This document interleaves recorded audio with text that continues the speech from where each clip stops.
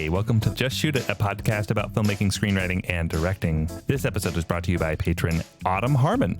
I'm Matt Enlow. And I'm Oren Kaplan, and today we have the editors of the found footage film Missing. They are Arielle Zakowski and Austin Keeling. We had a really good conversation with them about how to make a movie in After Effects, basically. Boy, I loved this episode, and I knew I was going to, and I was right. The movie Missing, for the uninitiated, is the sequel to Searching, which is one of the early screen capture films where it all takes place on a laptop. You're seeing text getting typed into fields. You're seeing mouse cursors clicking on things, which sounds perhaps like a film that's not going to keep your interest for the whole runtime. But because this franchise in particular is so good at the twists and turns and plot twists, it's a great thriller. It's really fun. It's a bit of a whodunit. Uniquely, the editors have a real different style of authorial voice. All editors have authorial voice. Don't come at me. But the process of writing and originating the way in which people search for the different interact with the screen is totally different. They have even their own credit in the film. They are the virtual directors of photography. So we talk about it on the show, but there is a traditional DP who's shooting all of the video footage, but then most of the movie is them animating mouses clicking and text filling up and all that stuff. We get nerdy about all of it. It's really, really fun. I love this conversation. Matt, before we talk to Austin and Arielle, I've been dying to know, what have you been up to lately? It's been too long. It has been too long. All sorts of stuff that we'll catch up in a one-on-one episode later on down the line. But I have a new theory that I want to throw at you. I want to workshop it with you here. This isn't a bit. You haven't heard this idea. So I've got this idea that I'm calling it the Project Parabola. So if you imagine you're charting, you're graphing your interest or whether or not it's a good idea to make a project over time. Mm-hmm. At the beginning of your career, all projects seem like every idea is a great idea. You're so excited to go shoot it and you just go shoot it, right? Mm-hmm. And so over time, that dips. You're more skeptical, you're more prudent. You've seen what's going wrong, and so you are less excited and less eager to shoot projects that you come up with over time. And then I think that's where you and I have been living for the last few years of like, okay, I know exactly how hard this is, or I know we don't have the budget or whatever. And so you're making fewer things than you did when you were in your 20s. And I think that now we are, or at least I am emerging, I don't want to speak for you, you'll speak in a second, emerging to the other side where you realize life is short, just go shoot it.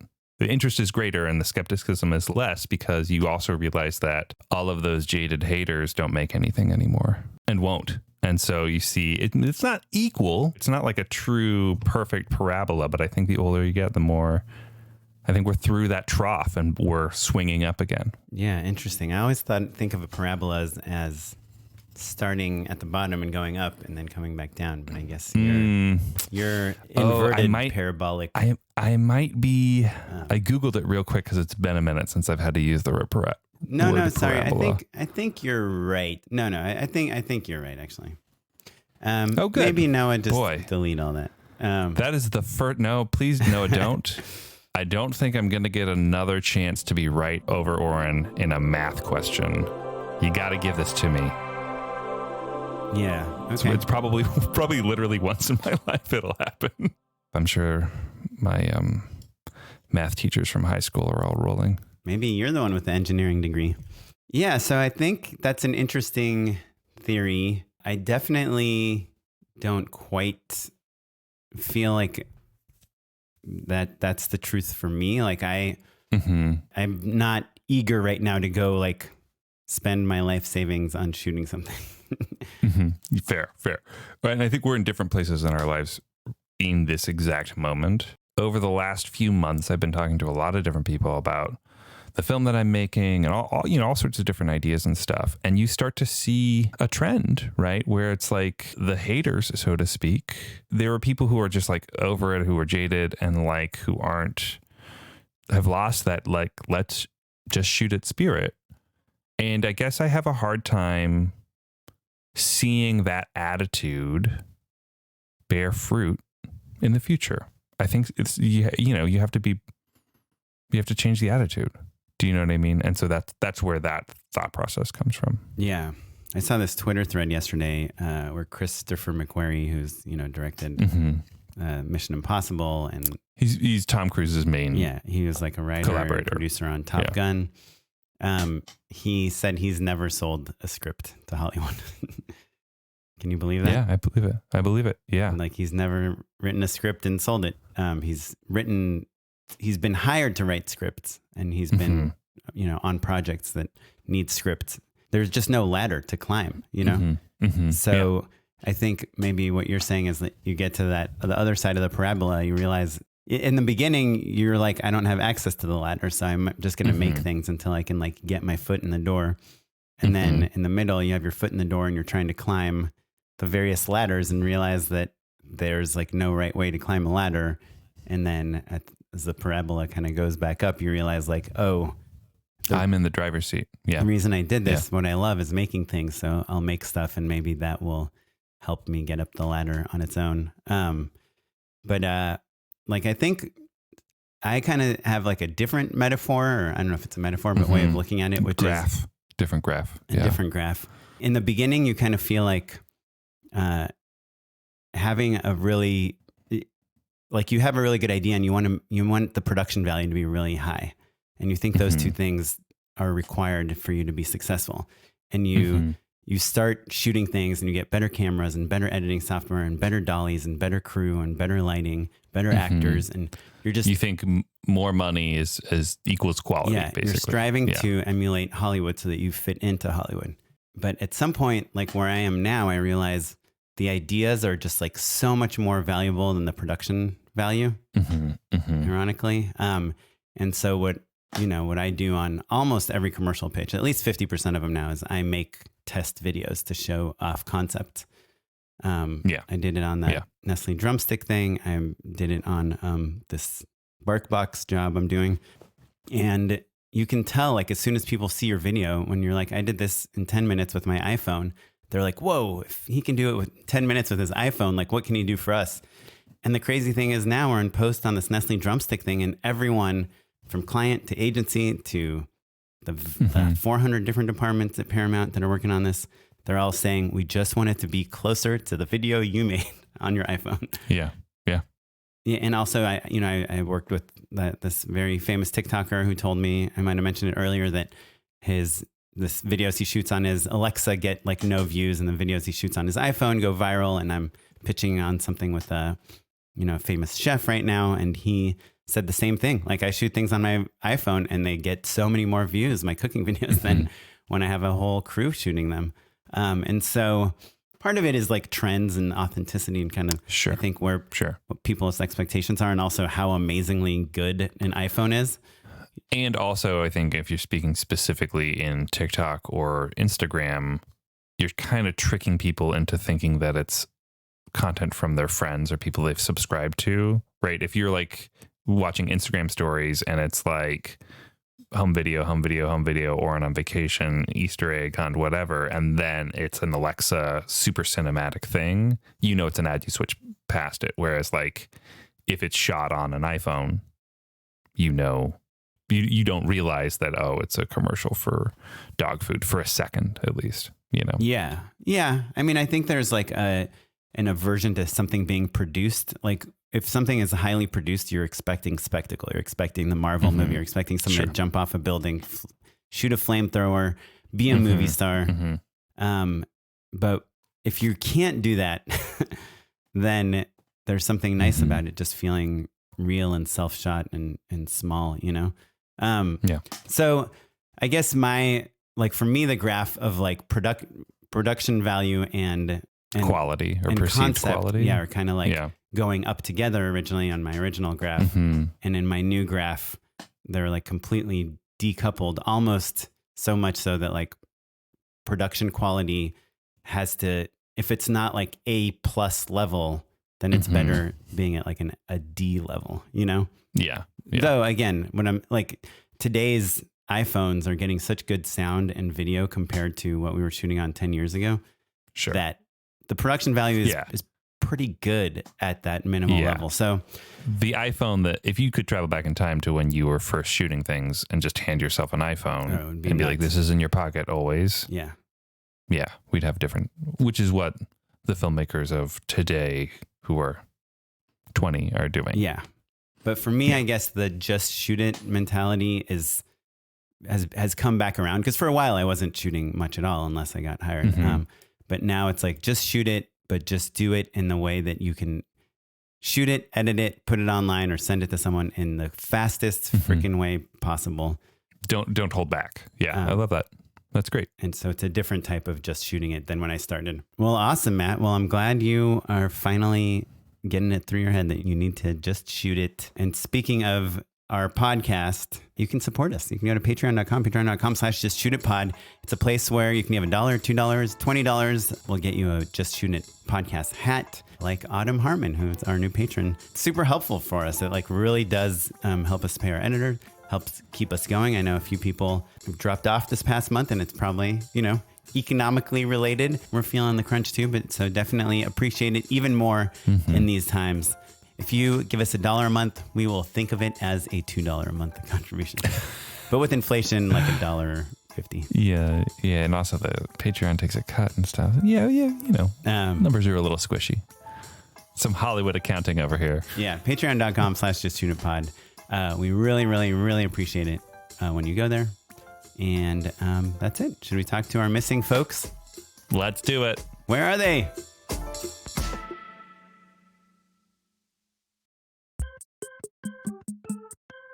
We have Arielle, we have Austin here, the editors of Missing, and I was telling them a quick story, then we'll get into the real conversation. But a few years ago, I got an email from some random stranger that said, "Hey, I'm working on this movie called Searching," and either they just got into Sundance or they just got distribution or something happened with the movie where they made this entire movie, a lot of it in After Effects, and I was recommended to them as like an After Effects artist because it was only in English, and they needed to basically rebuild the entire movie in a way where they could make it in all these different languages, because it's all this text and all these screens and all these things. And no one, when they started making the movie, was, I think, expected it to be so successful that they would need to easily make it in 100 different languages. And so it seemed like they were hiring an army of After Effects artists. And I was like, hey, I got a podcast to record. I'm not doing your internationalization. Sorry. I worked on that. That's how I worked on the first movie. I was part of that team doing the localization of the movie to translate it into like 15 different languages. So that's crazy. That's cool. So they just found you they were asking around for After Effects artists and you came up? Well, I knew Nick, he directed. He was one of the directors on Missing. He was one of the editors on Searching. And so when they were putting the team together, he reached out to me to see if I'd be interested. And I did not know After Effects at the time, or anything about the movie, but I just came on, and I think it was like a summer. It was like 4 months. We just scrubbed all the words out of that entire movie and redid it in a ton of languages. So not to go too far down that path so early, but Oren made a flippant joke about how no one expected to have to internationalize it across the board. Certainly, if you did know that, there are ways that you would build perhaps you would be a little bit more methodical on the way that you built out your projects so that someone could go in and easily swap text and things like that.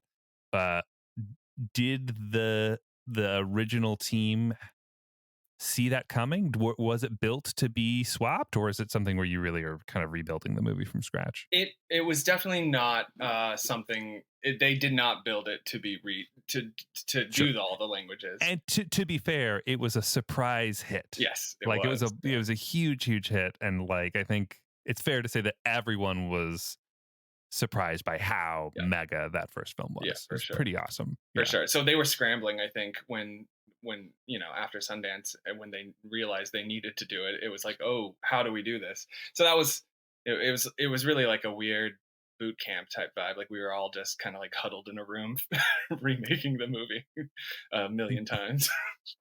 Incredible. Or like 15. Yeah, like 15 times. It felt like a million times. Sure. Like certainly you don't speak every single language that you're internationalizing it into, Or even are there, I mean, there must be circumstances where it's not even like the same alphabet. Yeah, and we because we did I think we did it into like Cyrillic or like Russian, the hardest one was German though, because so many German words are so much longer.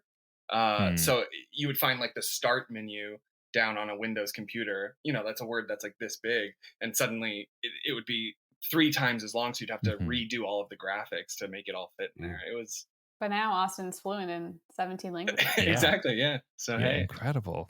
Not to geek out too much, but it's not about you changing it to every single language as much as it's you changing it into some way to read from like a spreadsheet of some sorts, right? Yes. So we had translators providing spreadsheets, and then we went in After Effects and templatized the entire thing so that you could just hook it up to a spreadsheet.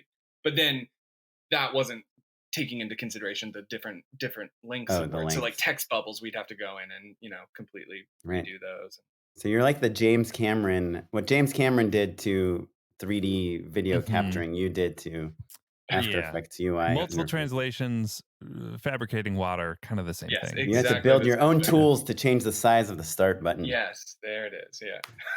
I am James Cameron. And so Arielle, when did you have any involvement in the first movie? Same with Austin. I think we both attended early test screenings when they were like in rough cut stage or at some point during the editing process. So we had, a lot of the filmmaking team went to USC. And so, various people knew various other people anyway, so we ended up like, I think I also had worked with Nick before. And so we both ended up, I don't think at the same test screening, but at 2 different test screenings. So that was sort of the extent of my involvement. But I knew the team and had a ton of respect for the team and sort of kept in touch, and here we are. Now you two are a co-editing team for the new film Missing, which I saw in theaters. Great, really awesome, so fun. It was an unpaid endorsement back when I first saw it. I really truly loved it. Cool. Tell us a little bit about, not only are you editors, but they have like an additional credit for you two. Is that right? Tell us what that is and kind of the philosophy behind it. Yeah. So in addition to being editors of the film, we are also credited as directors of virtual photography, which I'm sure will be an upcoming Oscar category any day now. That was partially something that was established as a precedent on the first film. The editors, Nick Johnson and Will Merrick, who were editors of that film, writer and directors of this film, they also kind of got that double credit, partially as a way to just sort of acknowledge that the work of editors on these films like far extends beyond the reach of what is traditionally asked of an editor.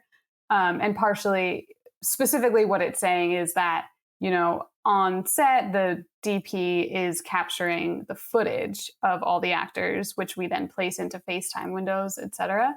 But we are actually creating the shots that you see in the film using sort of like a virtual camera, basically like within our Premiere timelines. We choose like how to frame a shot, how much we're punched in on it. We create the pans that go across the screen. And so that's sort of where that director of virtual photography comes from. Right. And just to set the table for people who haven't seen a film like this, it like you were saying, Arielle, it's like you'll see the FaceTime video footage of a character speaking with someone, right? But then as you're mid-conversation, the quote-unquote virtual camera will zoom in or pan over to someone Googling something that's germane to the conversation, right? And the fun of these movies is that there's like a mystery to them. So like, for instance, a character, maybe they're lying, or maybe we're trying to figure out where they are. So they hop up over to Google Maps and go into Street View and, they're searching around, and then, we see the thing that they were actually talking about. And the camera punches in for emphasis, all of that stuff. So that's sort of the work that you all are responsible for. Whereas the DP is just getting the video parts, effectively the FaceTime or security cameras. Yeah. Anything exactly. with a real with a lens, basically. Yeah. And in this sort of, they call it like screen life genre, where the whole movie's taking place within the confines of whether it's computer, Zoom, phones, whatever. There's not a massive amount of them, but I think a lot of them tend to sort of let everything play out in a wide, or like they don't have a ton of cutting around. But I think what the team established with Searching is like treating this not at all like that. So everything is kind of as cinematic as possible, even though we're inside of a laptop the whole time. Mm-hmm. And so that's sort of where that like shot building and creation and movement and all that stems from too. I'm curious about what the script looks like, right? Because there are instances, and the film does a great job of like never repeating itself, of like, you know, you'll do the thing where your characters are texting between one another and like they'll write something and then they'll delete it, or like or you know, the cursor will pause with some hesitance and then they'll change their mind or something. There's real acting that's occurring, and I'm sure there's a million other obvious examples of the things that you're doing. Is that on the page? Is that something you're inventing? Is it somewhere in between? Tell us about that. I would say it's somewhere in between. I think in a movie like this with so many clues and red herrings and build-ups to surprises, a lot of that was on the page. Like she has to navigate to this website and then to log into this thing, and then you know, that was all there. But the editing process was, again, unlike I think most traditional editing projects, where we were able to continue to interrogate each scene day in and day out and kind of keep working on it and trying new things because we had these screen elements. So a lot of those character moments of how the mouse moves, hesitating while typing, backspacing things, those were a lot of the time things that we found while we were in the editing room working with the directors on it. Yeah. I would also, can I ask you oh, sorry, go ahead, Arielle. No, I was going to say, to add to that, I think, you know, obviously, like the more dialogue heavy scenes were like, you know, all the dialogue is there like a normal script. But in some of the more like montage-y sequences, it was less figured out, less like prescriptive. And so some of that, which is very cool, like fell to us to kind of like figure out, you know, what does a cacophony of images look like during a party sequence? Like we sort of ideated and kind of like brainstormed and figured some things out, which was cool for us because felt like we were getting to be a small part of the writing process a little bit.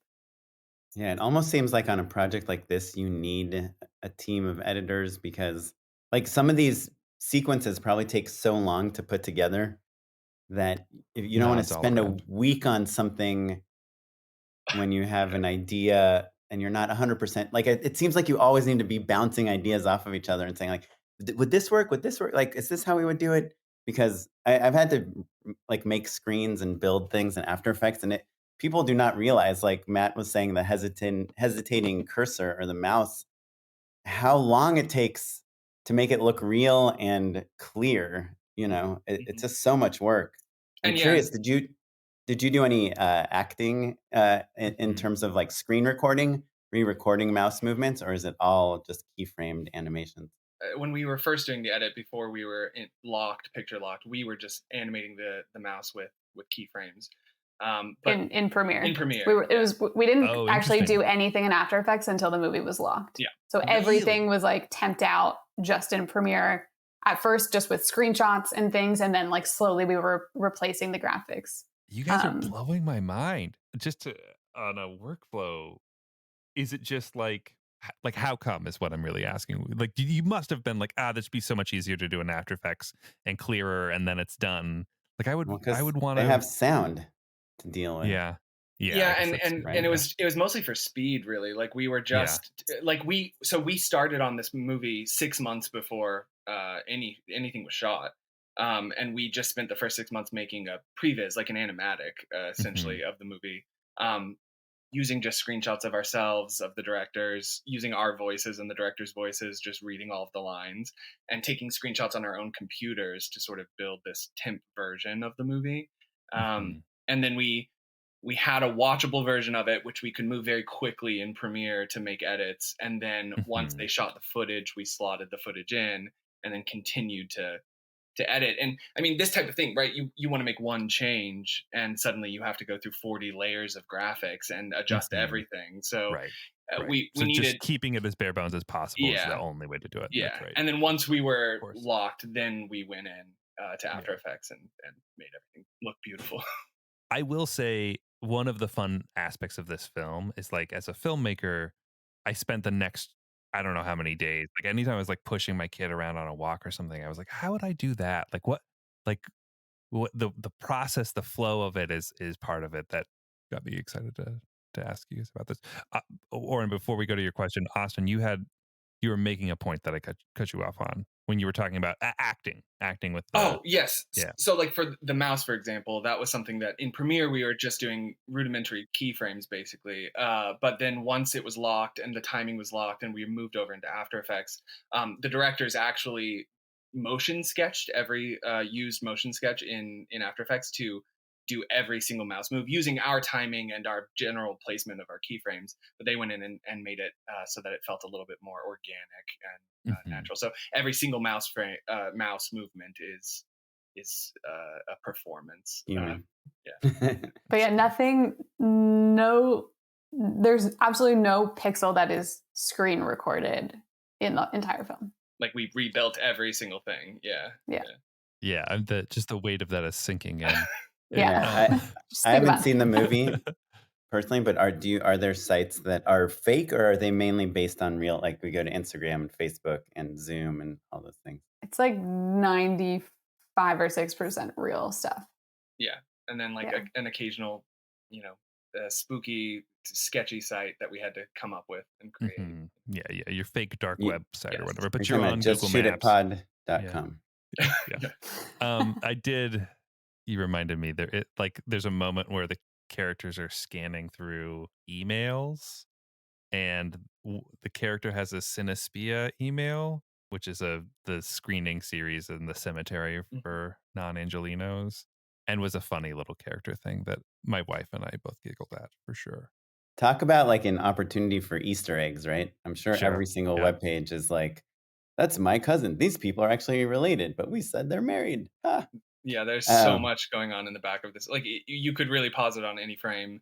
There's a whole subplot happening in the background about a alien invasion superhero story that if you just follow looking at the news articles in the background, there's a whole other movie happening kind of. It's where did that come from? Awesome. Whose decision was that? That was a big thing that one of our producers, Sev Ohanian, was very passionate about.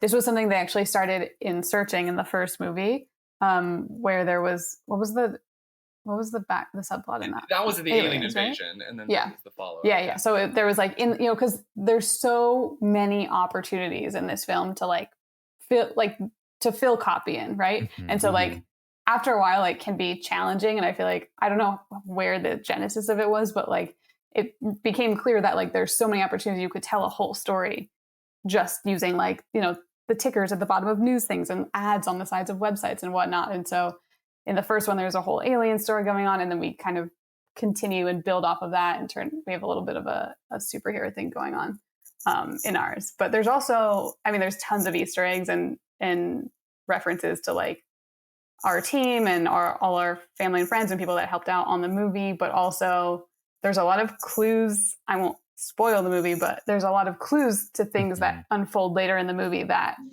like some not hidden, some like very blatant. And so it was fun to figure out like just how much we could kind of put hints about the twist like right in front of people's faces and not have anyone pick up on it. That's so fun. Yeah. Makes it a fun movie to watch a second time, I think. Well, can I ask a question before we get into anything that's useful for our listeners? I've been in the zone of just asking questions that are useful for me personally. And because I have done all this screen work, I'm curious how you design the screens. Were you the editors making the Instagram pages and putting the images and finding things? Or was there someone like in Photoshop building these compositions and handing them off to you? How much control do you have over the screens of the movie?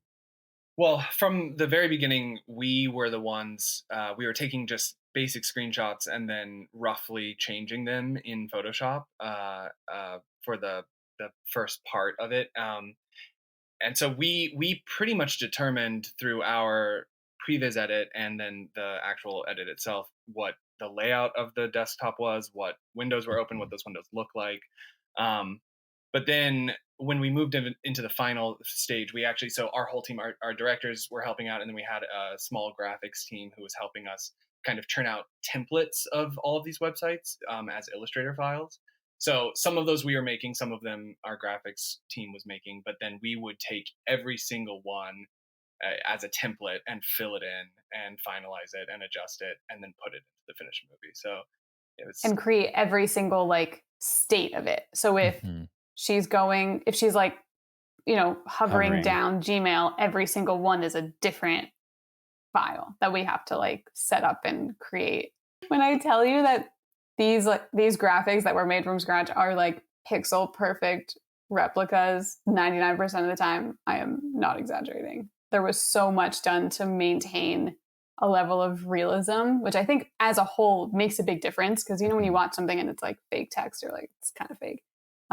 But everything, it was like we were screen recording like things that were happening on our computers so that we could make sure to match it identically. Yeah. So why not screen record? Like what I've done in the past. So oh my God, a really common thing. Shoot. No, a really common thing that people want to do in these movies that I work on is scroll through Instagram and click on something. And so for me on a phone, at least, it's easiest to just record my screen, scroll through Instagram, and then in After Effects track the movement and just overlay my images where I need to.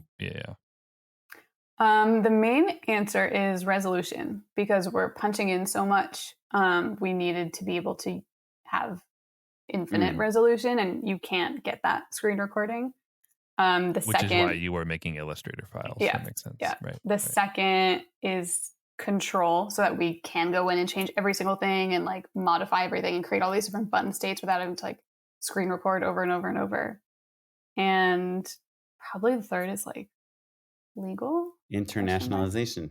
Yeah, that too. And that.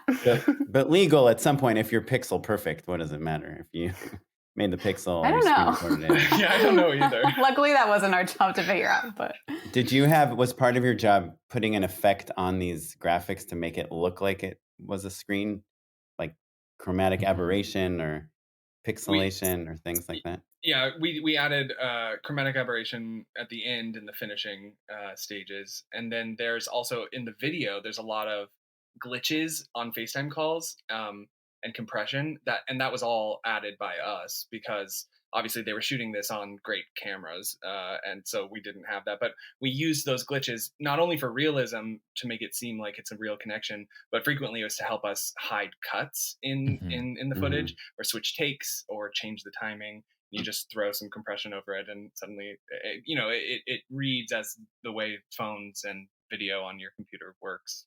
So, right. The way my conversation with you all is going right now. Yes. Yeah. Was there ever, and obviously this is a different department, but, you know, Oren and I oftentimes will need to shoot footage that reads like an iPhone most commonly, right? Like it needs to feel like someone is actually FaceTiming or whatever.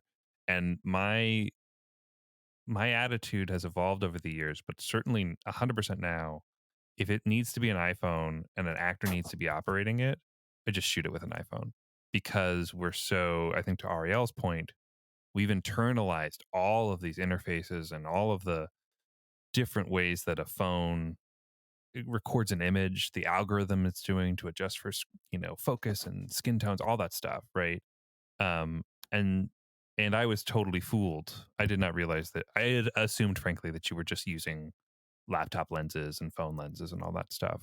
Was there, what was the thing? Do you have any insight into why use a higher end camera?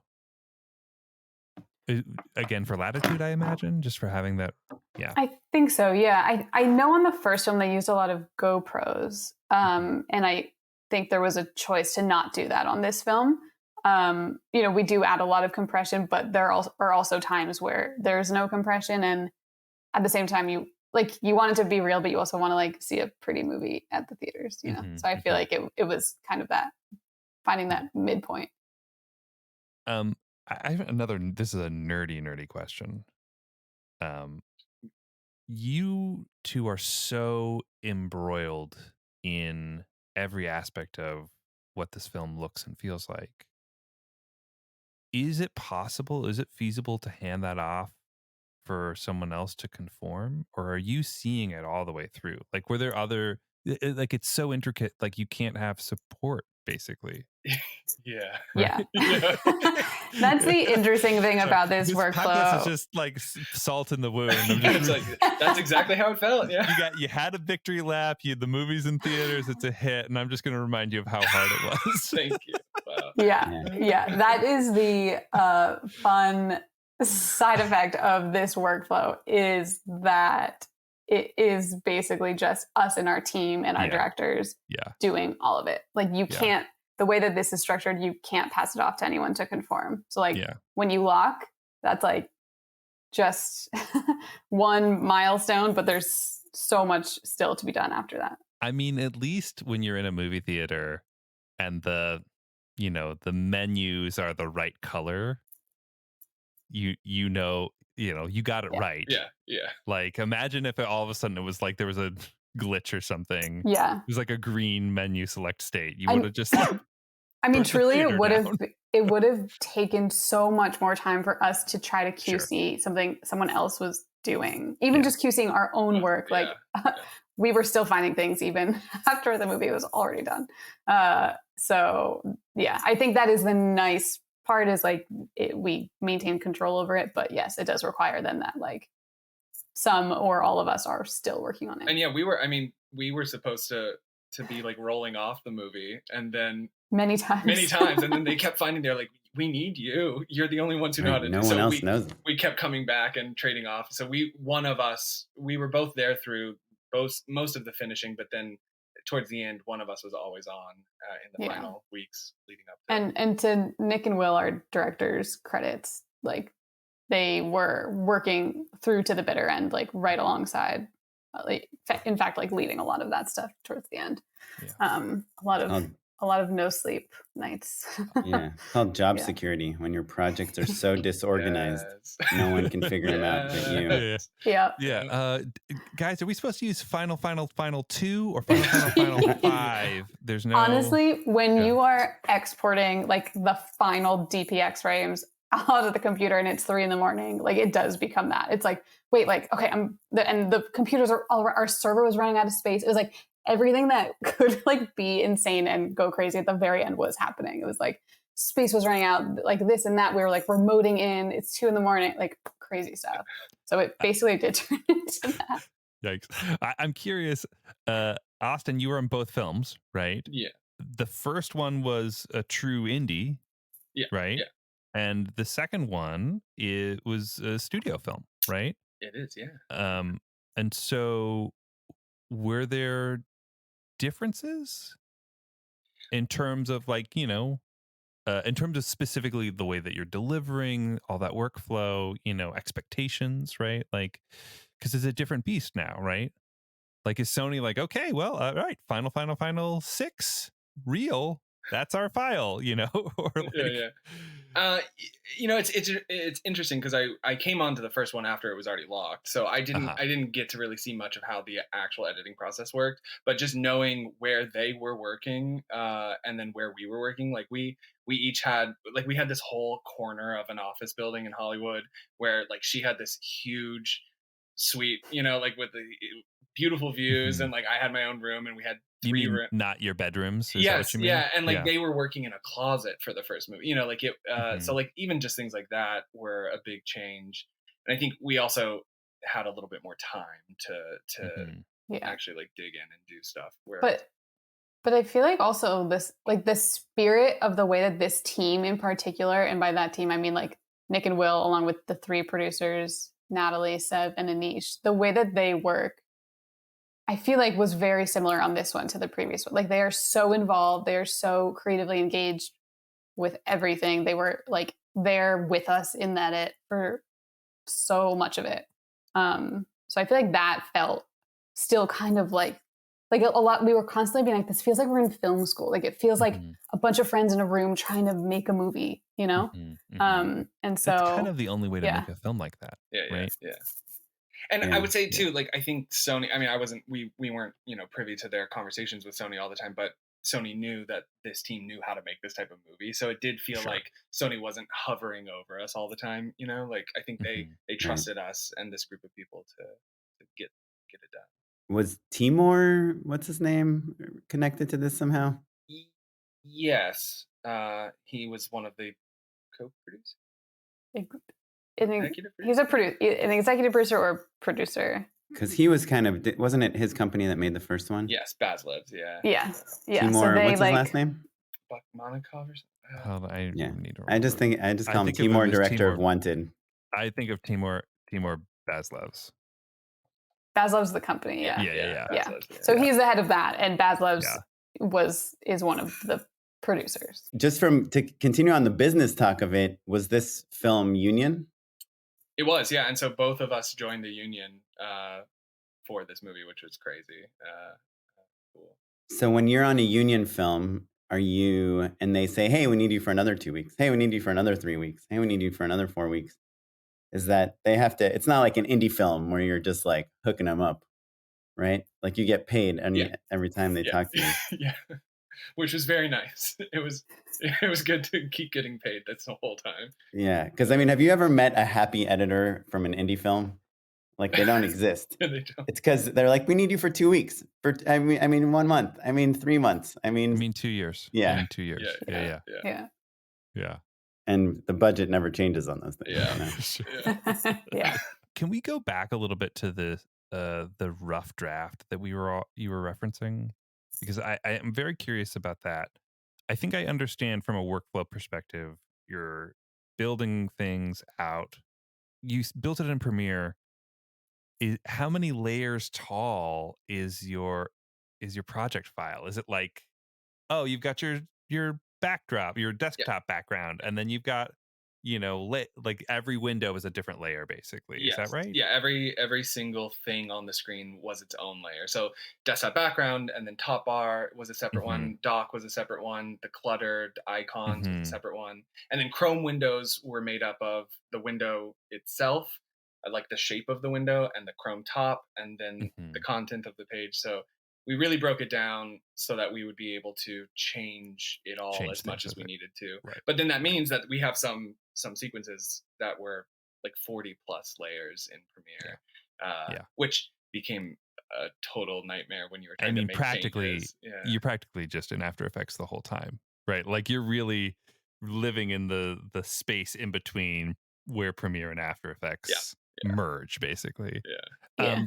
I'm curious about the way that you iterate once you're into performance, right? So you'd mentioned before you're doing voiceover, you're shooting things. Talk to us a little bit more about that, because that I think is really fascinating. Yeah, well, in that kind of previs phase, like everything was just very much generated from our team, and we got like you can watch like. It's a watchable version of the film, but it's like starring photos of us. So it's not very good. And looking back on it now, it feels very slow, very like certain parts feel very, very similar to how they ended up, and certain ones are like night and day different. But it was really, really helpful, not just to start working on it and for the directors to have a point of reference, but for us, when the shoot was happening, we could just then focus on the performance, like very much in a traditional, like we're watching all the dailies kind of way. And we could sort of just like one by one swap out our, team's photos and reads with that of great actors. And so that was nice because then it allowed us to just focus on performance during that time, get rid of everything that we had temped in there. And then from there, it then continued kind of like more of a traditional edit where like, okay, we're working on performance, but also we're changing timing of graphics and changing like what she's searching and like kind of infinite things, because you're not glued to just showing the actor saying the lines. You can show anything. And and specifically to that, they knew they were going to have an ADR session with all of these actors later on. So even after they had shot, you're able to cut away from the footage at any point, so you can switch lines and write new lines. So during the edit, they were continuing to rewrite things, and then they'd get those with the actual actors later on.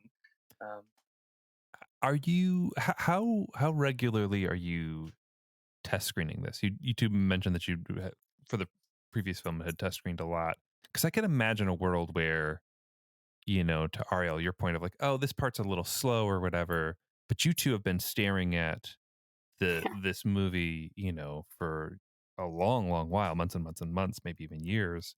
And so I could imagine getting a little desensitized to the pacing of it, and like needing fresh eyes pretty regularly to know that this makes sense, that this isn't overly stimulating. You know, you don't want people to walk away from your movie totally shell shocked. How were there checks and balances for that?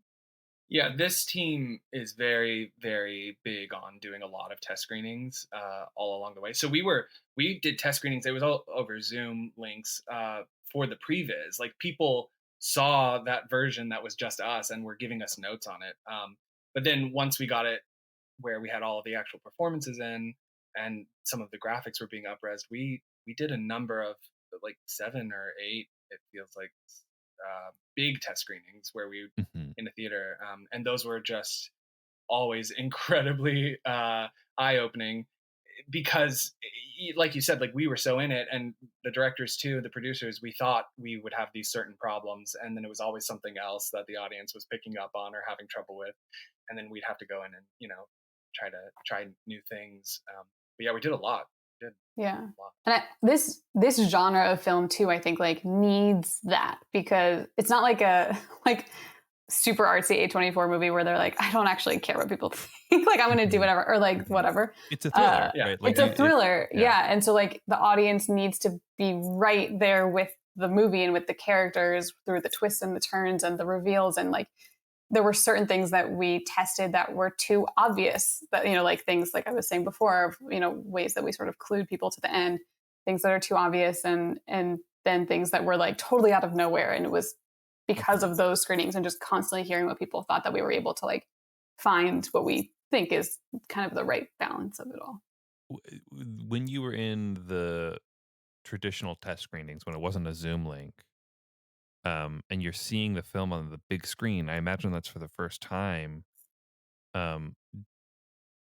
What the scale of it has to be. I mean, it's always a little weird when you see your films on the big screen, but I think it's probably quite different when it's not faces but text, and, you know, like, you have infinite resolution. Were there things where you were reframing or like adjusting the visuals for the big screen? Well, when we were screening, actually, no. You can say no. Terrible question. No, when we did these test screenings, we were still using mostly not high res stuff. So it was actually like, once we saw once we finished the movie and had all those graphics, and we were like, I can't believe we ever even showed it not this way, because we were so used to looking at it like low res, pixelated, and that's what we screened, because we were still working very much in the offline editing phase. And so there were certain things when we knew we were having a screening, we actually like temporarily up-res just because we knew it was like a super, super close up that would look like shit if we just played it. But yeah, I mean, as far as like what we changed in response to watching it and having those screenings, everything, like framing, timing, like plot, story, you know, like all across the board. This is a crazy question, but thinking about it the opposite way of like, oh, there's a reality where like there are going to be people who watch this on their phones, right? Did you ever think about, like, I assume it's a one size fits all movie, but like the crazy part of me is like, oh, you could make a phone version, you could make the iTunes version that's maybe scaled up a little bit more. You could read the text like, you know, like, did that ever occur to you? Were those conversations, or is that just crazy making? Oh. Are you volunteering yourself you want to do that? Yeah. I'll join the union. Let's do it. There were certain instances when we did have discussions about like, is this text big enough to like, there was a certain shot, like a legibility. Yeah, like making sure people can read it. We never want people to feel like they're struggling to read the important information.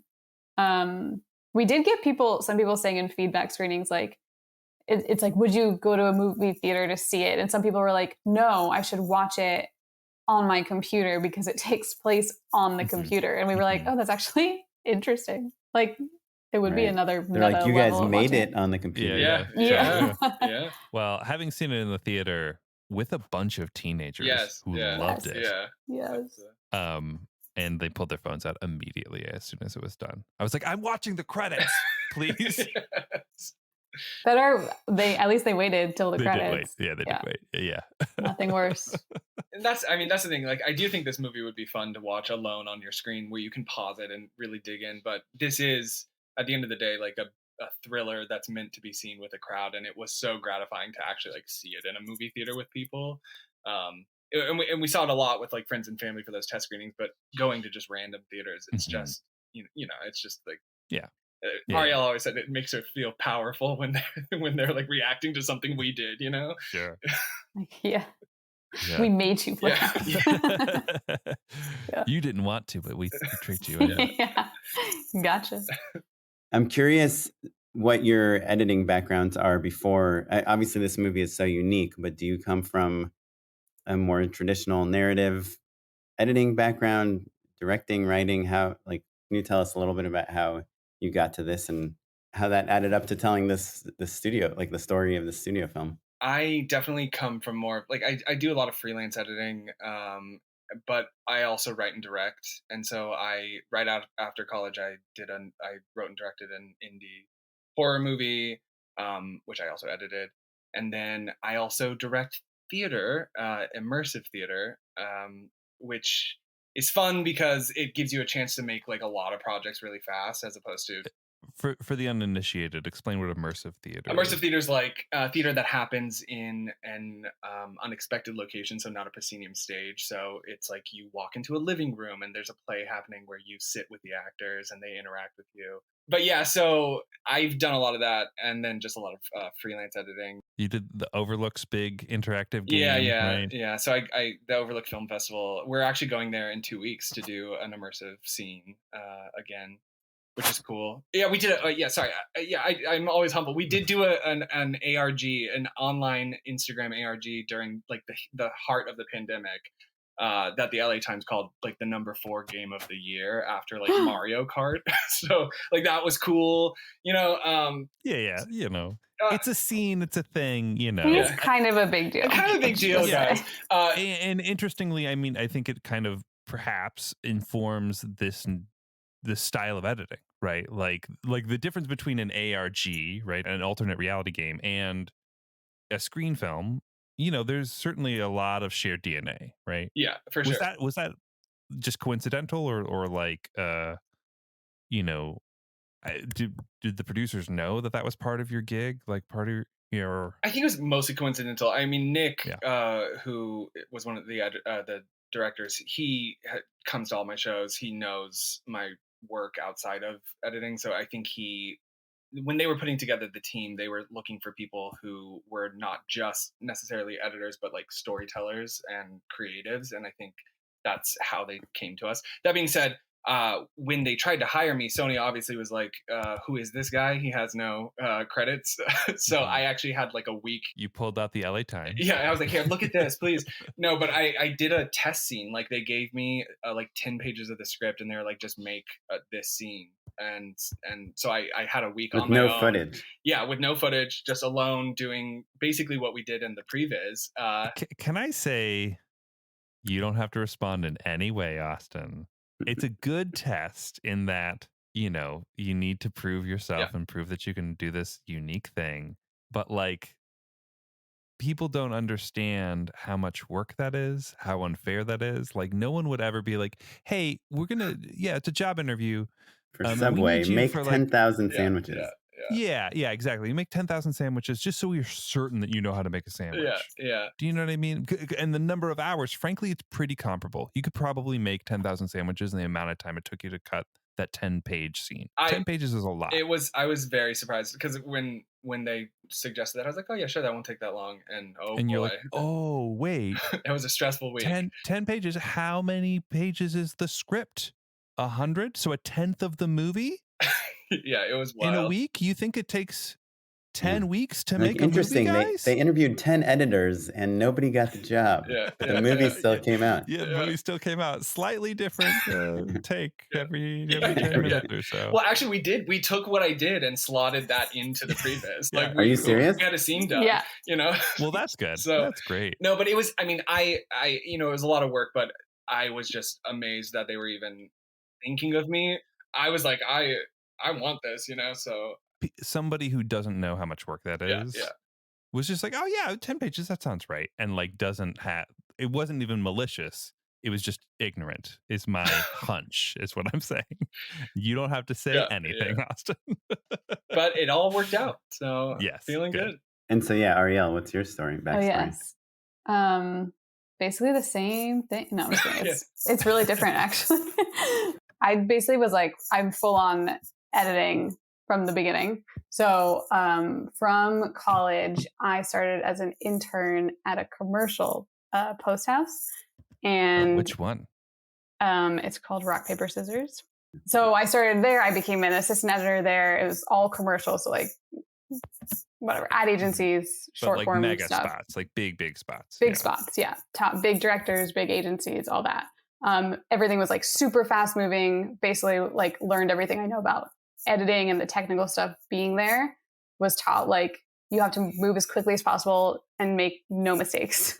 And so that's like what I was brought up in. And then ended up going to another commercial place where they made me an editor. And then basically ended up spending like almost a decade on and off in the commercial editing world. But sort of towards the second half of that, started editing documentaries. Mm-hmm. So I cut a couple episodes of Chef's Table, Making a Murder, Trial by Media, and then 2 feature docs called Accepted and Wolfgang. And then cut those docs, and then Missing came up, and that was all along. I was like always, employed on a roster at a commercial editing place, and so Missing was the first time that I fully left that world to finally, Wait, so even when you cut like Making a Murder, that was at a commercial house? I would basically like leave for a couple months, do it, and then come back. But the more and more I was just gone a lot, and they were like, do you want to be here? And I was like, well, I want to edit movies, so. Wait, do you think he murdered her? I feel like that should be a separate podcast episode. But the short answer is no, I don't. Oh, wow. Whatever. We'll get into this some other time. And then, ended up being offered Missing and was super stoked and was like, all right, let's dive in. But so was that your first feature? First big feature, yeah. Mm-hmm. Did you feel like the short form stuff was, obviously you learned you're honing your skills this entire time. Yeah. Like what makes a good cut, a funny cut, a surprising cut, but like telling a 2-hour story is like just a totally different beast. Yeah. Honestly, it's easier now looking back on it all to be like, oh, of course, everything led to everything else. But it did, like each phase kind of, I did think, teach essential skills. Like in some ways, like there are segments and montages in this movie that feel like commercials and have the pacing and the kind of energy of like a Apple ad, the party montage, actually. Yeah, things like that. And just like I think commercials really taught me how to like sit in a room with 10 people behind you all shouting out opinions and like process that and turn it into something. And then documentaries was like a lesson in writing and rewriting and rewriting and rewriting. And I feel like we, on this project in particular, like really got to do some of that, which was hard and fun and came from that, I think, a little. You two hadn't worked together prior to this. Right. So you would think, being from such like different backgrounds, we would not perhaps get along. Mm-hmm. But yet we were basically in love from day one. Yeah, we were at our houses for the first 6 months, and we kept each other on Zoom, like up on mute on Zoom all day for like 12 hours a day for 6 months. Like the movie. Yeah, it's like method acting. It was really. It's oh like my God, yeah. We were in the computer. We were in it. and we were super lucky and got along super well and worked great together. And like relied on each other. It was, it was a hard couple years. Yeah. So it was good to have each other. Yeah. Time frame wise, when did you start working on the film, and when did you wrap officially? When were you done? We started at the end of September 2020 was when we started, and then they shot September 2020. Yeah, and then they shot in April of 2021. And right after they shot, we moved into an office, and then we were there through essentially December of 2022. And so do I detect from your previous answer that you might work together again? Or I mean, I'd love to. Hey, hit us up, like let us know. Yeah. Would you do another screen movie? You know what? It feels like we have such a bounty of knowledge about this very specific thing. It would kind of be a shame to not use it again. But it's also been really nice to take a break from it for a while. Just look at faces only. Yeah. But it kind of seems like the pathway is you edit one of these movies and then you direct the next one, because you enjoy using the tools in the storytelling, but not drawing 800 different Photoshop files for all the hover states. Perhaps. Time will tell. Time will tell. Yeah, I mean, it did. I mean, like, I was so ready to be like, I'll never look at a screen movie again. And then the moment we were done, I came up with like 3 screen movie ideas. And I was like, what can I stop thinking in this? Yeah. You're like, you think of like all those people who like plan their weddings so thoroughly that they end up going into events, right? It's a similar sort of thing where it's like you just spent years learning how to make a specific and frankly pretty profitable type of movie. If there's a way you maybe don't have to click as many mouses or have some coverage, basically, that would be wonderful. Well, just reminded me, just for as an example of how long this journey was, I was not engaged when I started this film. And by the time we were done, I was married. You're an event planner. A married events planner, yeah. Yeah, married and leaving editing for party planning. Yeah. So it was quite a journey. Yeah. September 2020 is like a very specific time in our shared histories, right? You said you're working from home on Zoom, on a thriller, on a screen movie. What did that do to you? Do you know what I mean? How, like, your emotional state, your mental health, like, it's great to have a job, right? Like, meanwhile, the rest of the industry is kind of like pretty freaked out. Like, where were you two in all of that? I mean, I'll just speak for myself. Like, it was overall like positive, honestly. Like, it was really nice to be working on something creative with people that you like and respect. And it felt nice to have a purpose, I guess, during that time. I think prior to starting, like, the start date kept getting pushed, and it was rough only having a podcast, I'll tell you what. Yeah. There were a couple months for me where like I was waiting for this movie to start, and I was like, oh my God, like, what is, it's like, it was a hard time to not have something to like dive into and distract yourself with. And what a perfect thing to start working on from home, right? Yeah, the timing worked out really well, where like this previous phase just happened from home, and then like we basically like vaccines started happening right as we were sort of ready to move into a space and work together. And I can't imagine us trying to edit post the shoot from home separately. Like, that would have just been kind of impossible, I think. We all saw each other much, much more than we saw anyone else in our lives. Yeah, sure. So it was that kind of, it was like a lot of long days, long nights. You were in each other's bubble. Yeah. Yes. Right. Yeah. But it was, if you like fully lean into that and embrace it and don't try to fight it, it's great. Yeah. I guess. Yeah. It was really, really fun to like 6 months after starting working together to meet each other in person, really, for the first time, like going to the office that first day. I'm significantly taller than Arielle, and like on Zoom, we were all just kind of the same height. So it was like, whoa, like a full foot taller. Like who are you? And so it was very like upsetting at first. It was like felt like you were meeting a stranger that you know very Your well. mental image of a person is Yeah, totally off base. But we made it through. We pushed forward. Yeah. So what's next for you all? Are you cutting anything else? Honestly, I don't know. Like I've just been kind of since we only sort of just recovered from, we're doing like a bunch of press and stuff for the movie, which was super, super fun to get to talk about it. Normally as editors, no one would care what we have to say. So we're grateful for people like you that want to ask us questions. So yeah, we just sort of, I think, recovered from that only like a month ago. So now personally, I'm sort of waiting for like the next film that comes up. And in the meantime, just staying busy and trying to work on some like smaller commercial, shorter type things. I'm really trying to like angle into scripted and away from dog. Austin, what about you? Yeah, it's basically the same. Just kind of taking this time to appreciate this whole process and really like live in it for a moment. But yeah, just waiting for the next movie or editing project. But I'm working on a bunch of immersive stuff for the rest of the year. So you're immersed in. I'm immersed. Yeah.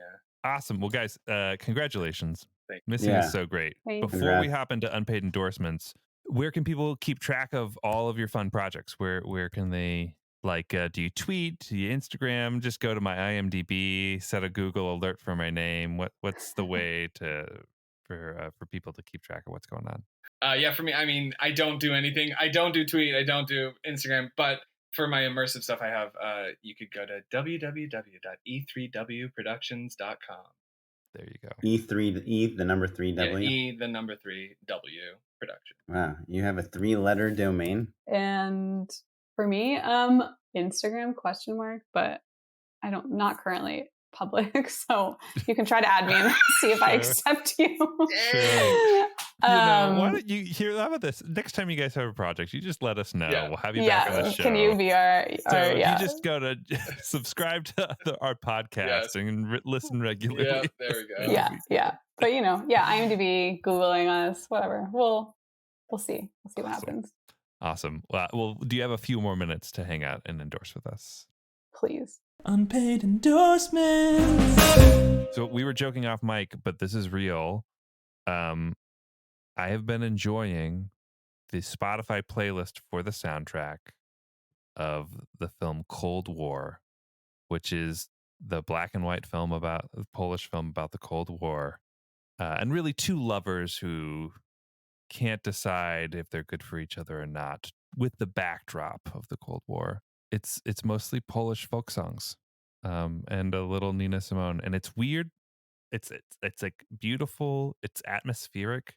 My baby loves it. If you recall the film, which I love and recommend you revisiting, it's really a masterpiece. It's like one of my favorite films the last 10 years. It's about these people recording folk songs. It at least starts with like people recording folk songs in an anthropological mission before they kind of get erased, and one of the singers is the love interest, et cetera, et cetera. But so my wife and I would always like jokingly sing the chorus back to each other, back and forth, just as like a bit, like a little couple inside joke, about a art film from years ago. But so that's why I decided to open it back up and listen to it again. And I hope that someday my daughter is like, why do I know this weird Polish song from the 30s? I don't know. So that's maybe indoctrinating your children with strange, deep cuts is maybe my other endorsement as well. Arielle, what you got? I endorse getting a dog. I got a dog yesterday. What? Whoa! No congrats! Way. I know. I was like, I got to tell Austin. I was like, I'll tell him at the podcast. What kind of dog? Show me. Well, we adopted a rescue dog. She is a husky mix, and she's super fluffy and pretty, and it's great. But we're totally like in surreal mode, but also like trying to figure out how to be parents to this dog that we're like, can't, like, what are you thinking? What do you want? How old is she? They think she's about 4. What's her name? We spent all day yesterday trying to figure out names. Currently, we've settled on Yuna. Huskies like to sing, right? I love this husky right? is silent. She has interesting. not said a peep since she arrived.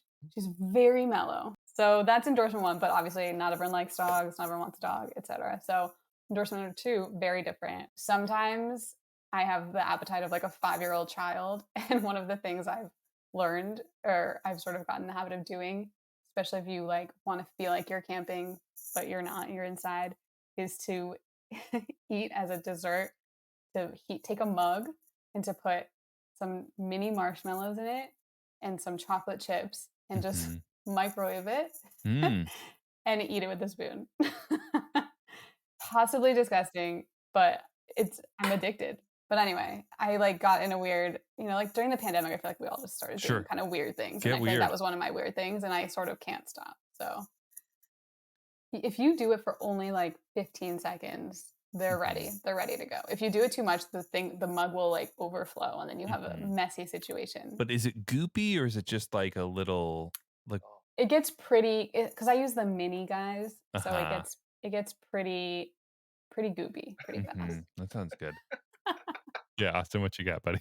I'll do 2 quick ones as well. I'm a little late on this one, but I finally watched all of Twin Peaks over the past like month and a half, which was like a lot of episodes. It was all season 1, 2, the movie, and then the new season. So that's how you recuperate from a movie. Yeah, so that's been my world for the past couple of weeks, and I finally finished it, and I'm just vibing on it real hard. So I love that.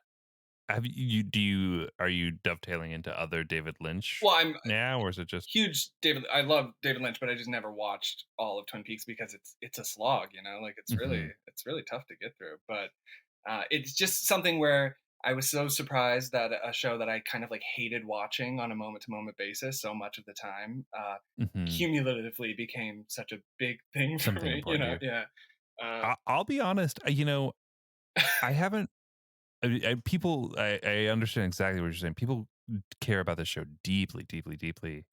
And it tonally is so specific that like every time I've been like, all right, let's do this. We're going to jump in.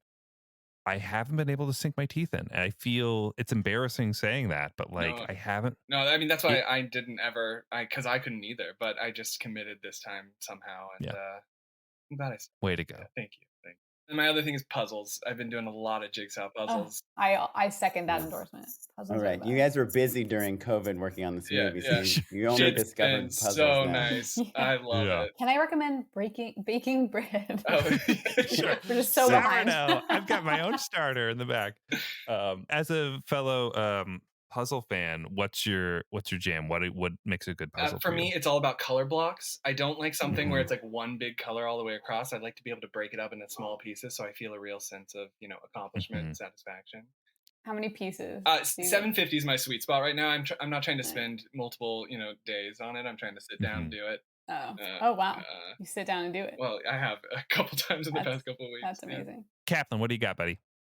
So I'm in the. Again, we've been endorsing a lot, so we're down to the fumes of our endorsements. So I'm endorsing something everyone, everywhere has already all heard. At once. Yeah.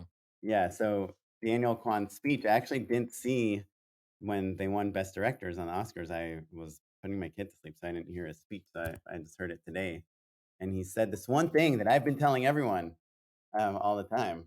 He must have stolen it from me. No, he didn't. But I've always had this pet peeve in my life about people that say like, oh, I'm not a math person, or I'm not like really an arts person, or I'm not like really a music person, because I kind of feel like everyone is everything, and it's just a lot of times, like my daughter has this friend that is like very funny and interesting and artistic, but his parents are like super like STEM, science, math, engineering type folks. And I feel like they're pushing him away from arts. Like he doesn't like arts. He's more into programming robots. I'm like, but I see him. He's just like a total goofball and like loves to run around and do silly things. And so when Daniel Kwan said this thing in his speech where he says everyone has genius in them, they just need to find the right people to unlock it, it like really resonated with me because I think as filmmakers, we've all kind of made something that we know it's not like genius, right? We know it's like works and it's good, but it's not like amazing. But like I just kind of like that philosophy of like it's inside of us. You know, we haven't quite found the exact right recipe to unlock it, but everyone can make something great. I don't know. I got excited about you saying that because I feel like it was a 10 times better way of saying what I've been complaining about. Okay. Anyway, thank you so much for coming to our podcast. Yeah, thanks for having us. Thank you for having us. And congrats again on the film and all the other things. If you want to find out more about our show or anything, you can go to our website, justshootitpod.com. You can find us across all social media. We're at justshootitpod. You can email us, justshootitpod@gmail.com. And you can find me. I'm on Instagram at @okaplan. And I'm at Mr. Mattello across all social media. I've got a couple more Letterboxd followers, and I think it's thanks to these plugs. I see you. I appreciate it, everyone. This episode was edited by Noah Bayshore. Thanks, Noah. And you're listening to music provided by the Free Music Archive and the artist Jazar. Thanks, everyone. Bye. Bye.